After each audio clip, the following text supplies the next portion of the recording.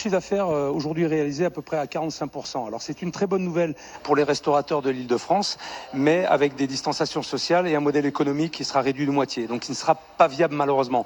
Alors là, effectivement, j'ai rencontré Bruno Le Maire et malheureusement Bercy ne nous a pas entendus. Il n'appréhende pas ce qui se passe sur le terrain. Alors les tribunaux de commerce vont enregistrer un flux massif de faillites à partir de novembre. Et selon les banques, selon la Banque de France, il y aura entre... Pardon ? Dans quelle proportion?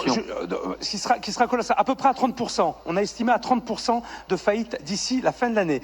Selon la Banque de France, il y aura entre 14 et 18% de chômeurs d'ici fin 2021. Et moi, je dirais au président qu'il doit faire quelque chose maintenant. C'est lui le patron, c'est lui le boss. Alors, si notre proposition n'est pas bonne, eh bien, il faut en trouver une autre rapidement pour sauver le secteur et tous ceux qui dépendent de notre activité économique. Alors, j'ai envie de dire, Monsieur le Président, l'hôtellerie, restauration et plus largement le tourisme est en grand danger. Alors ne regardez pas ailleurs.